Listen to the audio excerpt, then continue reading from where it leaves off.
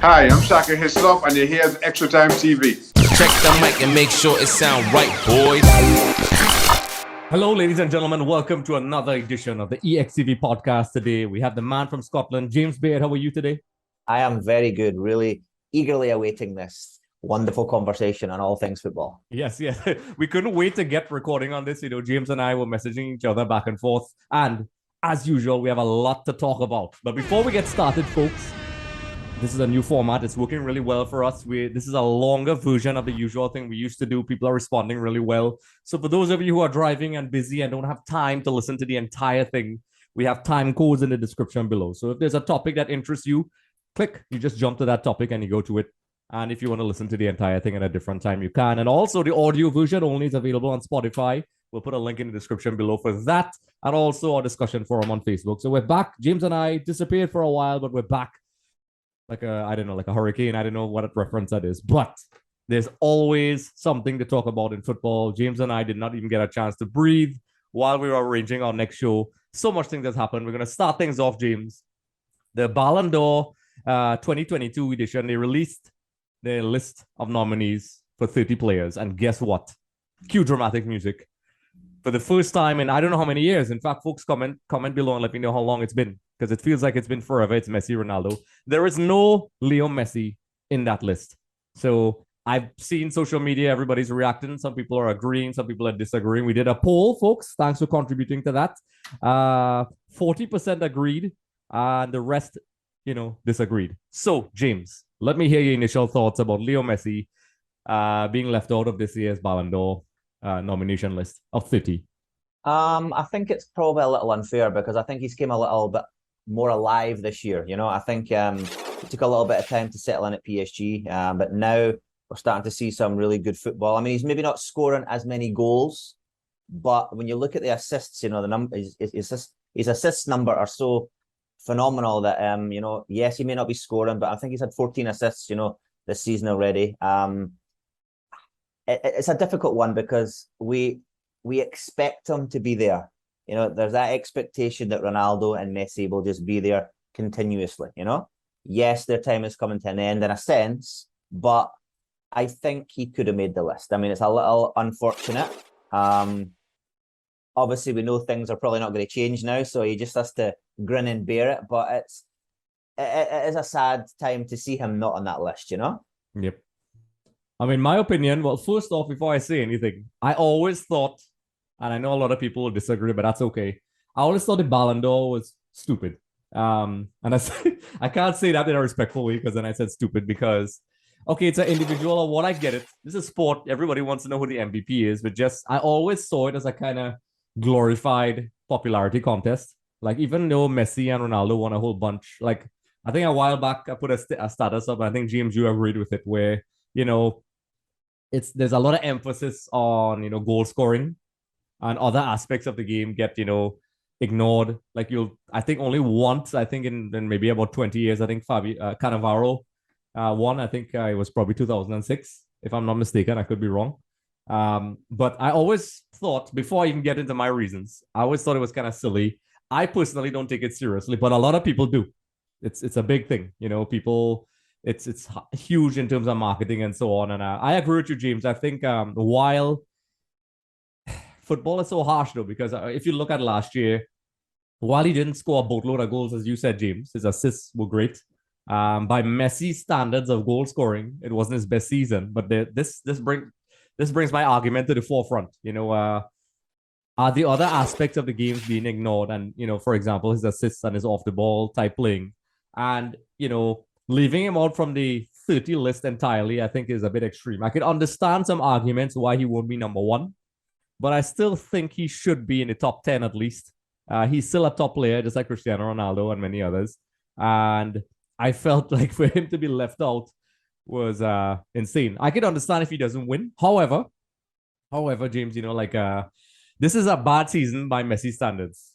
He won the league in France. He got a high amount of assists. A lot of people, whether you like the French league or not, that's a whole other thing. He won the Copa America with his country.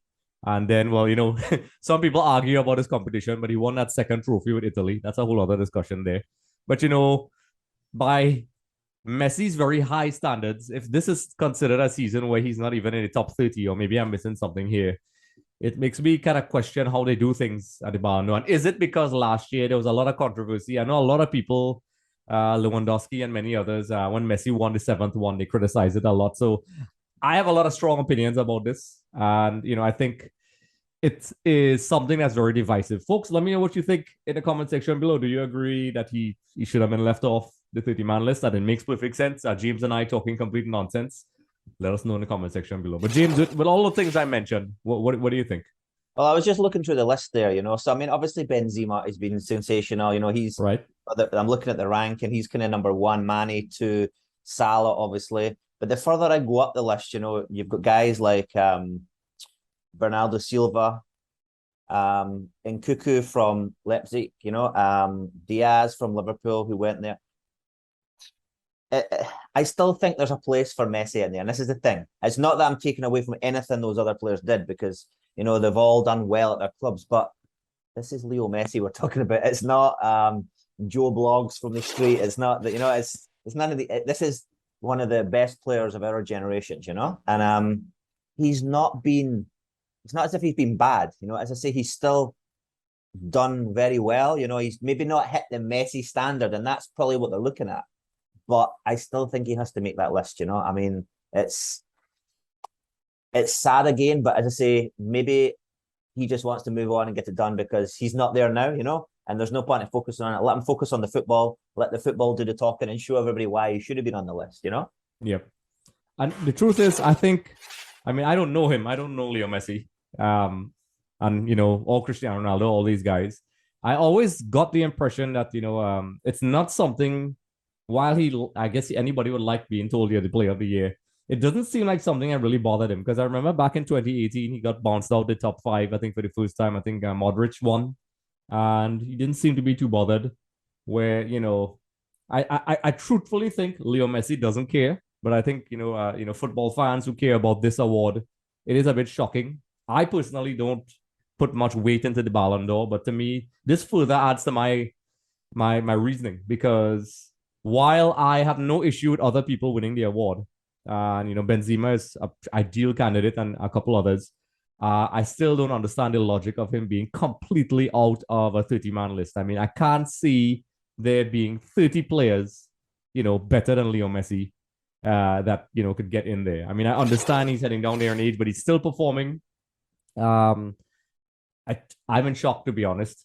But I think one of the things you just said there, obviously, you said that players do not look to get on the list, and this is true. Players do not play the game to necessarily win awards. Now, let me just home in on that a bit, because people will be saying, you're crazy to say that. But what I mean is, yes, players want to win, but they do not wake up at the start of the season and say, well, I'm going to go win the Ballon d'Or, or I'm going to go win this, or I'm going to win that. You go out because they love the game, they enjoy the game, they obviously put their best into it. They want to win collectively as a team, because at the end of the day, football is a team sport, And then the awards that come individually then come because of their individual brilliance. But at the end of the day, the team comes first before any player. So, I mean, to be honest, if Messi goes and wins the French league, and they finally get this Champions League maybe this year or something like that, would probably trump any other, individual award. So, I mean, you've got to put it in its proper perspective. You mentioned Benzema. I mean, Benzema has been phenomenal. I have to say, when Ronaldo left Real Madrid, I was worried that, there was nobody there to pick up the mantle, and he has done that. He's surpassed any, achievements I thought he would do. So it just shows you, but these players, they love the game loves them. And again, it's sad that Messi's not on that list, but I'm sure he'll show everybody during the season. And also remember, we have the World Cup coming up in 12 weeks or a couple of months, in November, late November to December. So he would happily take a World Cup win over anything else. So we'll see what happens. Yeah. And it is a topic that is very divisive. We've seen that in some of the discussions in other groups, social media, and so on. So folks, let us know what you think. Let us know what you think in the comment section below. Do you think, first off, do you agree with the decision for Lionel Messi to not be in the list of 30? Do you even like the Ballon d'Or? A lot of people don't, James. Do you like the Ballon d'Or? Do you think it's silly? Do you think it's a really an award that really means something? It is popular. whether we like to admit it or not. Let us know what you think. Let us know what you think about the selection process. Is it only focused on attacking players? Is it really just a glorified popular contest, or is it legit? There's no real wrong answer if you could, be respectable in your opinions. So, James, this wasn't a topic I had planned, but I guess it could be a subtopic because we were speaking about Messi. But generally, what's your opinion on the Ballon d'Or? I always think a lot of these competitions or trophies are not always the complete all-round player. I mean, I think there's a lot of politics, just like everything, go into all these competitions. I mean, you could say over the years, obviously, Messi and Ronaldo have dominated it, but there's been times that I'm sure a good chunk of people out there will say that there was others that maybe should have done a little better than they did. So, for example, Lewandowski, all these ones who were close several times, didn't get it. But so I think there is a lot of politics that goes into it. But really, like I say, the game is a team sport. So these individual trophies, the players do not play for these individual trophies. Yeah. Messi, Ronaldo, Haaland, Benzema, all these superstars, they want to win things with their club. If not, it would be an individual sport, or they'd be playing tennis or golf or something else. But they're here to play football. So yes, it is a great achievement. Don't take away from it, but it has to be put in its proper place. It's an individual achievement, which is against, in a sense, the game, because the game is a team sport. Yeah, and just to show me how impartial I can be, everybody who knows me knows that I'm a huge fan of Argentina. That's the worst kept secret ever in life, and I'm a huge fan of Leo Messi. But I could tell you this: there are 2 years that I really think they got it wrong. There's probably many other years, but 2 years in particular I'll use as an example. In 2010, Inter Milan won the treble. Wesley Sneijder had a great season. One of the best I've ever seen. He did well for his country. I think they got to the finals of the World Cup, but also he was instrumental in Inter Milan winning the Champions League, as well as a couple other players as well in there. Diego Milito as well. And that season in particular, I really think Sneijder should have won it. But it was somebody, and we discussed it, and it was like, oh, okay. And then there was another year, the argument came up about goal scoring. So one year, I think when Cristiano Ronaldo won, the argument started to change where, well, he scored a lot of goals, so that's why he should win. And then he did win. And then, it just seems like the reason why I'm saying this, there's a lot of inconsistencies with it, which I have a problem with. It's a team sport. As people like us who are actively involved in football, James, we know it's more than just one player. I mean, you always have these star players, but, it's something I guess that would infuriate like players and coaches and people who really understand the game. That's just my opinion. I think it's crazy. So, the best example for me, since I clearly can't remember the name of the person, but at least 2010, Wesley Sneijder, folks should have won it. And that's coming from an Argentina fan. Just saying. So,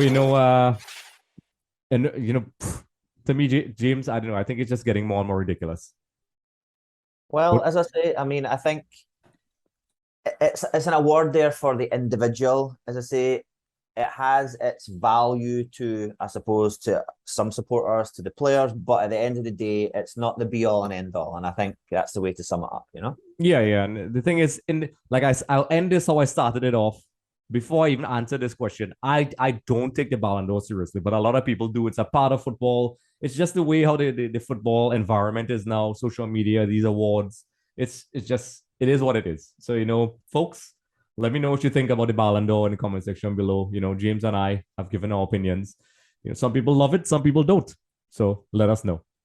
So, James, we're going to jump to our next topic, which some are arguing it should have been our first topic. Even while we were preparing for the show, this came up. Manchester United. I know folks were not picking on Manchester United, but I couldn't believe what I was seeing. I saw some notifications while I was doing stuff, and I saw it was 4-0 up before it was halftime. And I thought it was wrong. I refreshed my page, and eventually Manchester United lost to Brentford 4-0. This would be their second loss, consecutive loss for the season so far. Ten Hag, I didn't know. We were talking about this with Ronaldo. James, what happened? Well, I think, first of all, Man United were diabolical. That's the first thing I'd say. But Yeah. it just shows you the importance of individual errors. Now, Ten Hag said it but I don't like how he said it after the game. What I mean by individual errors is David De Gea lets a very easy, simple save. Like, it reminds me of Massimo Tiabili, I think the goalkeeper used to play for United. It slipped under his body from a Josh De Silva shot. And that gives, obviously, that hope or that ascension to the team, to Brentford, and then they went on and just literally walked over Man United. I mean, I was shocked like you. I mean, I didn't watch the opening 10, 15 minutes, and then I checked my phone and I was saying, nah, again, this has to be wrong. I put it on and I watched it, and I have never been as disturbed watching a football game in my life, because we know some of the quality, and I'll say some of the quality Manchester United has. I have to say, I think Ten Hag has to take a lot of he's done a lot of wrong. I mean, he's brought in some players. He brought in, obviously, I think Martinez from Ajax. People are saying he's too short, he's too small, he's not strong enough. I don't agree with that statement. Obviously, he's got Harry Maguire, who, can barely do nothing, in my opinion. But when you look through the team, the way he sets out the team, I can't understand this guy won so much at Ajax. It's just bizarre. But I really don't know what he has to do, because from watching it, I mean, yes, they have Ronaldo, one of the most prolific scorers they've had, fantastic player, all of this, but he literally needs a whole new team. And I think that shows you that it's not just on the field, it has to be off the field too, because they've been through so many managers since Sir Alex left. Nobody can get it right. So it cries out problems behind the scenes, in the changing rooms, in the boardroom, and they need a lot of work. Yep, and the logical question an analyst or a coach a host or somebody would ask is usually, was it just a bad day at the office? But we can't ask that anymore, because this seems to be happening for many, as you said. They never seem to really recover since the Sir Alex Ferguson era. And to be honest, for those who are really paying attention, you did start to see a little bit of cracks towards the end of Ferguson's era, but he still managed to get that out of them, and they won a title towards the end. And then, they never seem to recover. Kevon and I spoke about this in the first EXTV podcast, folks. I'm going to put a link up here on the screen above and below. You could look back at that discussion to show you that we were speaking about this before. And, James, it's baffling to me, because I know a lot of people don't really like Van Gaal too much. That's another discussion. But David Moyes, a lot of people said, okay, maybe he just wasn't ready for that big club transition. But then Van Gaal came in, and, he's a pretty, decent coach. Some people like him, some people don't. And then, to me, now, the words that Mourinho said now are really coming back, and people are getting what he said. And I can't remember the exact quote, where Mourinho basically said that, coming second in the league with Manchester United with that team was one of his biggest achievements, and because of the players, and, he knows why. And at the time, people were just thinking that Mourinho just being cheeky and typical Mourinho, just complaining, depending on who you are. I'm a fan of Mourinho, just saying. I think he's great. But looking back now, it looks like Mourinho knew what he was talking about. Even Rooney, I think, mentioned a couple of times that, Manchester United lost something. This is something that is clearly bigger than the coaches, though. I think it's very obvious there is something wrong at Manchester United. And James, you and I have worked even together on teams. And we know it's not just about, putting players on the field and making it work. There's a lot of mechanisms in place to make a team really perform. And it seems to me something is off. Maybe a couple of things is off at Manchester United, because, they still have with the exception of Maguire, and I feel bad picking on the guy, but they always had pretty decent squads where they should at least be performing better. And then from what I saw, because I missed the game, I had to go back and look at it. And from the little parts that I saw, they were awful. I don't know if they're demotivated. I don't know if it's something with the club administration and the people in charge of the club, or something, or maybe the players. There's still a toxic element there. A lot of people are saying that's the reason why players like Pogba and Ashley Young and these guys are leaving. What's really wrong with this team, James? That is a question I think a lot of people are asking. And I think this coach is probably going to just be another casualty. And I like him, but I could see the knives already out for him, and they're already starting to scapegoat players, like how you said, Martinez. Martinez is a top centre back. He plays, he played in Ajax. Obviously, he did well with his national team, but it always seems like they pick out one particular person. Like, obviously Maguire doesn't help his case. But James, I am sure that if this club doesn't get their act together, Manchester United probably can't even be considered an elite club right now. Well, I mean, first of all, we're sitting bottom of the table, which has never happened I can't even remember in my time, But one of the things I learned yesterday when I watched the interview with Ten Hag after the game is I thought because of him doing so well at Ajax, he would have this big personality and he'd be able to handle the pressure. When I saw the guy who was interviewing him ask the questions, he looked stumped. There was a questions he asked about, what's wrong and how do you fix it? And he seemed to try to fight back a little bit, and it just didn't look good from where I was sitting, and that worries me because to me, he's probably 2 or 3 games away from getting a sack, and he's only played 2 games in the season, which is bizarre. But I think you've got to think about it this way. If you have a trash bin and you have something rotten at the bottom, unless you get rid of everything in that trash bin, no matter what you put on top of it, everything's still going to rot and spoil. And I'm not saying particular players are rotten, but there's so much going on behind the scenes. I heard Gary Neville talk about the stadium. They were saying the stadium's falling apart, it's rusting.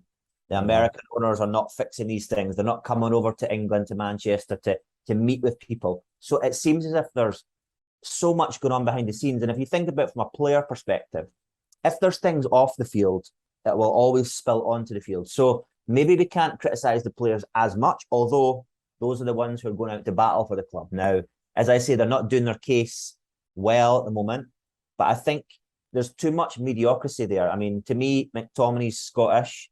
I don't think he's necessarily Man United quality anymore. I think he had a good little spell. Fred, I do not think's good enough there. Obviously, I don't particularly think Maguire is good enough. People will argue.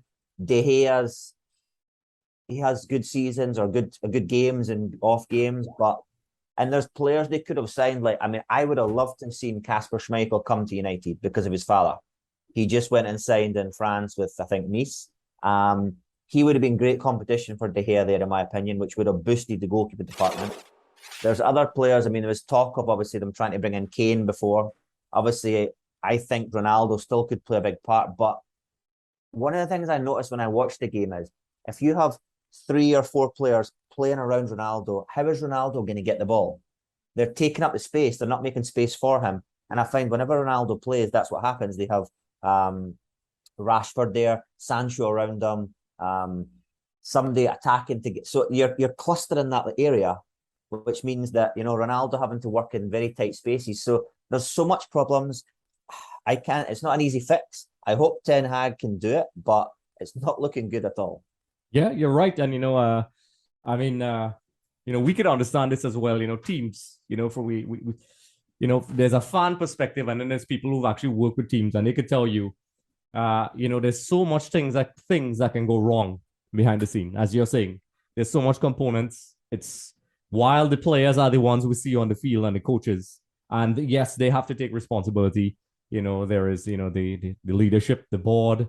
Even the staff, even whoever's running the club, the marketing, everything is connected. Whether people like it or not, there's a lot of things that has to go right off the field, so things could go right on the pitch. And there are cases where clubs are in deep financial crisis, but the players still manage to perform really well. It's not because I'm plugging my own club, but Inter Milan is in a mess right now financially, but they still managed to play, some good football last year. Eventually, in the end, losing out to AC Milan, but you couldn't tell that that's a club that is completely in chaos behind the scenes. I guess, I don't know if it's a matter of, personal pride. But, judging from what we see on the pitch, and Ten Hag's response, it's very possible that, because, we've seen it at all levels in football. A coach has his ideas, he brings it. He's clearly a coach that's held in high regard. I like him.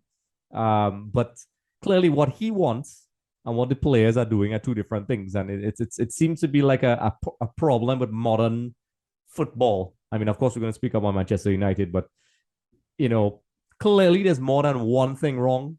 And I fear that Ten Hag is just going to be another coach in a line of coaches that is going to get sacked, because at the end of the day, even though you and I are looking at all these other scenarios, most people don't. They just look at results. And if he's not getting the results, the people who make the decisions will be like, do we change this entire team because they can't, because you only have certain windows to do this? Or do we try and bring in another coach and hope it works? And I think that's where Manchester United are right now, which shows how far they've fallen and how they lack some sort of plan. It seems like this coach doesn't work, let's bring in somebody else. This coach doesn't work, let's bring in somebody else. And then they no longer, we spoke about this in our last podcast, people, you can check that out. They don't seem to have that, pull that they used to have before. I mean, like big players are not rushing to go Manchester United. I think Ronaldo is, the exception. I won't get into that. That's a whole different thing. But they are in a mess, James. They are in a mess. And folks, let us know what you think. What do you think is wrong with Manchester United? We are very much aware of what we're seeing on the pitch, but this has been a problem that's been going on for a long time now. Mourinho, maybe his cryptic words before he left, where he said, coming second place was one of the greatest achievements he had as a manager with the squad he had. Maybe he was telling us, foreshadowing, listen, you guys need to understand this squad isn't good. And at the time, the press ripped into him and said, he's just complaining. He's just being Mourinho. When he doesn't get his way, he wants signings. It's looking like now, James, that Mourinho, and let me know what you think before we jump into the next topic. Do you think Jose was spot on or he was just being cheeky? I think he was right, but what do you think? Absolutely spot on. And I think he's proven it now when he's at Roma. I mean, he's transformed that club. And I think if he had been allowed the time at United, he probably would have done the same thing. Mm-hmm. But again, that's football, there's no time. It's all instant gratification. So that's what happened here. Yeah, and the last time they won anything of significance, which now Manchester United fans would probably like, is, they won the Europa League. I think they won, that year they won three trebles, and people made fun of him as like, oh, whatever. But, in hindsight now, Mourinho is looking like he knew what was up. And Rooney and other players as well. Even Zlatan said it as well, I think. I can't remember his exact words, but he did take a shot at Manchester United in some interview, claiming that, he was a bit disappointed when he got there. But whatever. That Manchester United, folks, is an entire topic by itself. Because it's even if you're not a Manchester United fan, you have to wonder what is really going on with this team. Andre, it makes me think of, there's that saying, it's better the devil you know than the devil you don't. Well, it's better the red devil you know than the red devil you don't. They should have kept Mourinho, in my opinion. But again, that's football. Yeah, that's football for you. I agree. That's one of the things we agree on. So, folks, let us know what you think. What is wrong with Manchester United? What do you think can they fix their season? Is Ten Hag going to get sacked? Is this just a blip? And, it's going to click and it's going to happen. We've seen it happen to great coaches before. A lot of coaches like Pep started off pretty shaky, not this shaky, and then turn things around when things started to click. It happens. Maybe are we being too impatient? Let me know what you think in the comment section below. And just a reminder for folks, this is a longer version of the show, the EXTV podcast. So there's time codes in the description below. So you can jump to the topic you'd like to listen to or watch if you don't have time to listen to the entire thing. And then you could also listen to the audio version only on Spotify when you're driving around and you want to hear James and I with our soothing voices in the car. So, James, I'm going to jump to another topic. Basically, with all the cynicism and negativity, football has returned. The English League has returned. So we have our football now. It was pretty hard for a lot of our football fans out there, not watching football. We'll just touch on Serie really quickly. The usual teams won. AC Milan, the current champions, had a pretty comfortable victory in their first game. Inter Milan, Roma, and those guys. I'm going to touch on Roma because we were speaking about Mourinho. Roma's put together a pretty decent team, and usually when you speak about Serie, you usually say, okay, Juventus for the last couple of years, but now the Milans are back, so now it's Juventus, AC, and Inter Milan. But Mourinho is there. He did a pretty decent job last year. He made some very clever signings. Who do you think do you think Roma has a good shot of at least at the title or at least being in the top three? Well, put it that way, when I look through their starting 11 and the squad that they have, it's just wow. I mean, how he was able to pull off some of these signings, we'll never know. I mean, even the fact he got Dybala there is just, is huge for the club. I think obviously he has Tammy Abraham up top. He had a phenomenal season last year. I mean, I'm a big fan of Cristante. I mean, they've got Spinazzola, who did really well with Italy. They've got a great goalkeeper in Rui Patricio. Chris Smalling was great at the back. So, I mean, it's a mouth-watering team. Can they step up, I firmly believe they can. We know how good Mourinho is. We know how he gets results. It may not be pretty all the time. I mean, the result today, a 1-0 win, but it's a win. A win's a win. At the end of the day, he keeps doing that.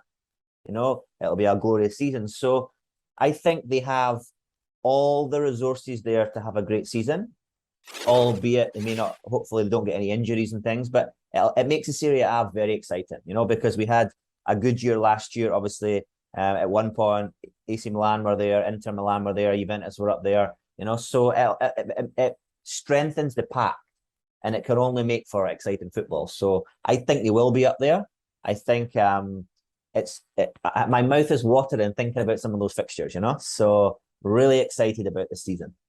Yep, we could not speak about, obviously we're speaking about Mourinho and not talk about Roma. I think he's doing a great job. It's a team that, doesn't have the bigger budgets. Generally, Italian football is not great financially, except for a couple clubs. But, Mourinho has done it before. And I think those are the kind of clubs you'd really flourish in. That club, people sort of kind of wrote him off a little bit, especially after, the Manchester United and his little spell at Tottenham. But I think he is definitely going to shake things up in Serie and make things complicated at least, where it's not a foregone conclusion that the usual favorites are going to win. A lot of teams have their financial issues. Juventus made some decent signings. Di Maria, Pogba is back there as well. AC Milan, they started off strong. Inter Milan, they have their financial troubles, but they still have a pretty decent team. But they all have their deficiencies, and I think that's what makes Serie is going to be interesting this year. So, I think it's going to be just like last year, where maybe 5 games towards the end, we'll probably still not know who the winner is. I can't see somebody really pulling away, like maybe how Juventus did for all those years. And I think that's good for Italian football. For those who like Italian football, I love footballs. I look at them all. So, James, I know every once in a while we like to have guests. Well, just before you go there, I just had a thought there. I wonder. Yes. This is something obviously the fans out there can probably get involved in. Will the World Cup have a bearing on Serie A, Premier League? Because at the end of the day, we're stopping late November, December to have a World Cup. Now, this is crunch time or where teams build up points at that part of the season. So will that World Cup have a bearing on, these leagues? And that's something obviously the fans could probably write in and tell us what they think about that. But it is a serious question because it's the first time, I think, ever we're having basically a Winter World Cup. So it's something to think about. That is, you even had me thinking when you brought that up, because now that you brought it up, I'm thinking, especially like in England, they usually restart their football Boxing Day, the day after Christmas. So, to pull those players away, a lot of these players are going to play for their country during that period.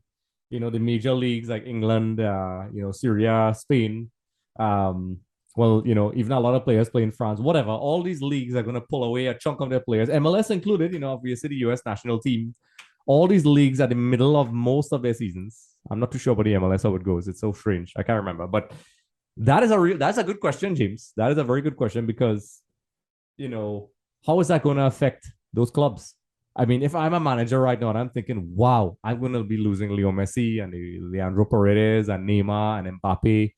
And, it's possibly going to be a crucial part of the season where it's obviously the World Cup is a month, but remember they leave before for the pre-camp training and things like that. So it's really more like a month and a half, and especially like the stronger teams who probably will have a decent run in the tournament, like, the Brazils and the Argentinas, the France, the Germanys.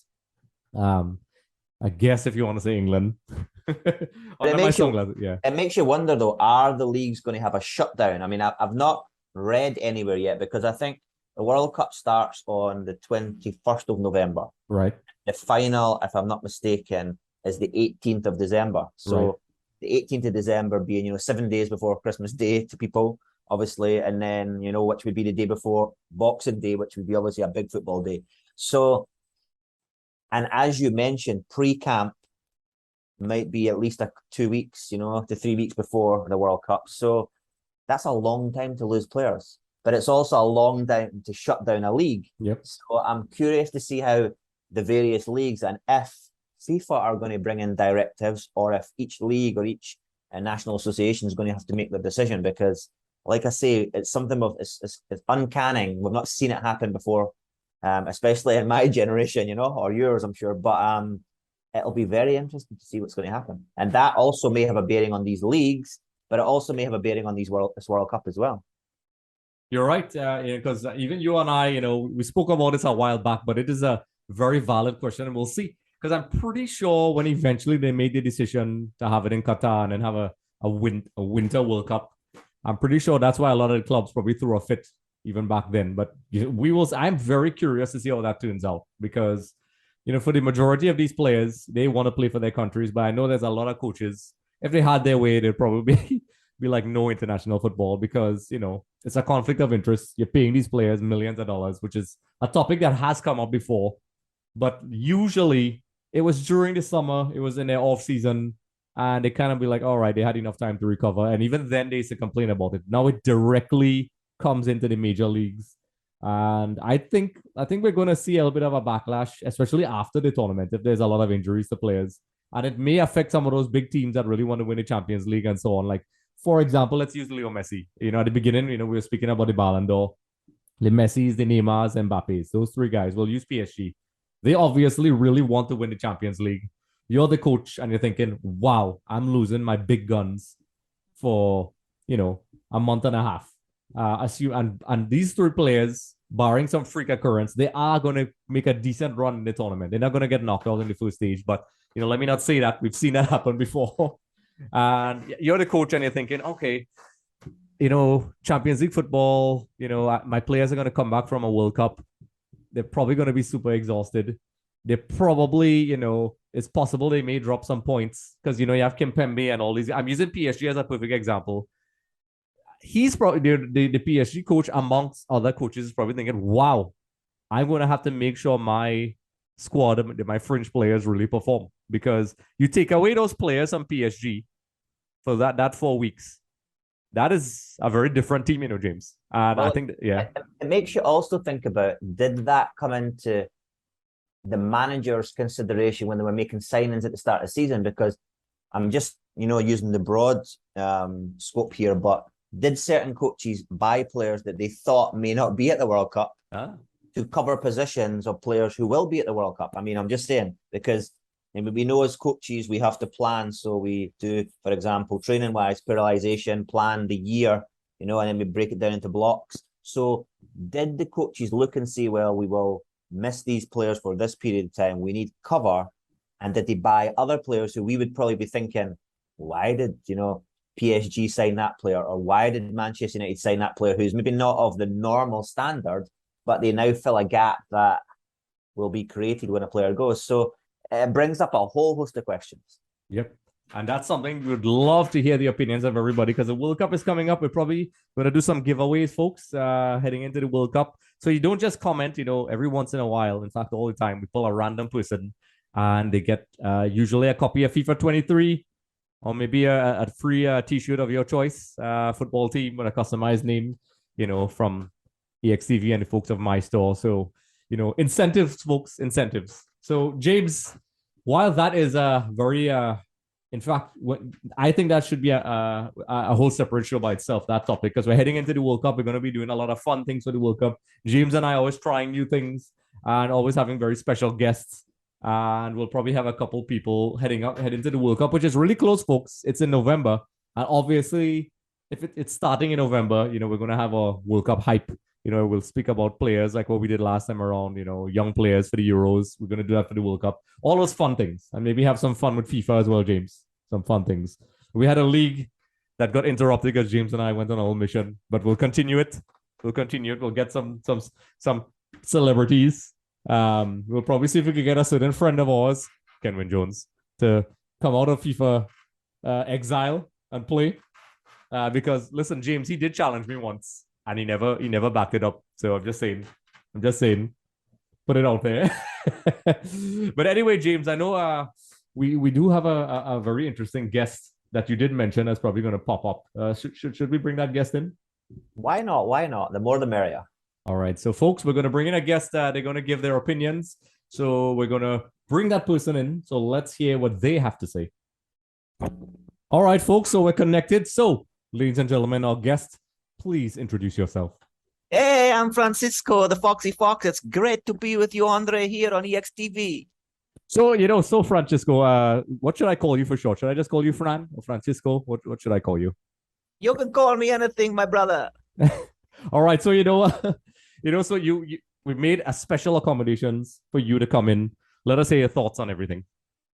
Well, I'm coming here from Anfield, Liverpool. I can see that. I know we were talking about our great friends from Manchester. They're terrible. They're terrible. I guess you're not mincing words. Please don't hold back. Let us know what you think. Oh, Continue. they have the great Ronaldo, and he cannot even score. So do you think it's Ronaldo's fault, Fran? No, oh no. Not just Ronaldo, but they have a whole team. They have Harry Maguire, the greatest defender of this time. So honestly, I'm going to call you. Is it okay if I call you Fran? Or you want me to call that is okay, my friend. That is okay. All right. So, obviously, Manchester United, you obviously like Maguire. Why do you like Maguire? That's crazy. Why do you like Maguire? Because he's like a farmer and he's great for Liverpool because we will destroy him. So, okay, listen, I have to disagree. But listen, we brought you on. Tell me, why did you come on EXTV today? What did you have to say? What do you have to say to the fans about Manchester United? Oh, Andre, I've been watching this show for so long and it's fantastic. So make sure all the fans out there subscribe. And you know. Listen, I really appreciate the kind words, Fran. And you know what, folks? I think I'm going. How about coming on the next show? Would you like that? Well, maybe, but I know there's lots of other fans out there who want to come on. Maybe Mourinho might come. Yes. Well, if we get Mourinho, we'll bring him on. But I'm talking about Mourinho the mouse. Oh, I've never met Mourinho the mouse. Well, then we'll definitely have to bring once he knows about football or she or Sammy Hippo, the hippo. Oh wow! So, folks, we have a lot of love for all the animals out there. We'll definitely listen. We'll let you decide who we bring on, and we'll have some fun with them. What do you think about that? That is fantastic. We will bring on Foxy's greatest friend. His adversary, Mourinho. So you think Maguire is the greatest defender ever? No, my friend, he is the worst defender of his generation. Yes. I was just trying to have some fun. So listen, Fran, it's been fantastic. You are hilarious, and we're definitely going to bring you on. I don't know if James will be happy with that. I'll have to ask James if he's okay with you coming on, because we just booted James out for you for a couple minutes. And, hopefully James will be okay with that. But Andre, I am better looking than James. James does not have as good hair as me. Between you and I, listen, you're not a bad looking fox, man. I think all the those fox female foxes out there probably would be chasing after you, right? But why do you think they call me Foxy? There we go, folks. There we go. So James, be careful, James, because Foxy's in the house. So Foxy, I know the show will continue forever. We keep you on. It's been a pleasure. Folks, don't forget to like and subscribe and listen to Fran. Fran just came on and told you guys to like and subscribe. Comment in the comment section below. He clearly does not mince words. He will say whatever he needs to say, which, I love that. So, folks, stay tuned. Continue to join us, James and Foxy, on YouTube and on Spotify. Comment in the comment section below. And remember, in the time codes, you can jump from topic to topic. Just click on the link that you want to speak to so you can hear myself, James, and the cool guy, Foxy the Fox. So once again, folks, thank you for joining us. Check the mic and make sure it sound right, boys.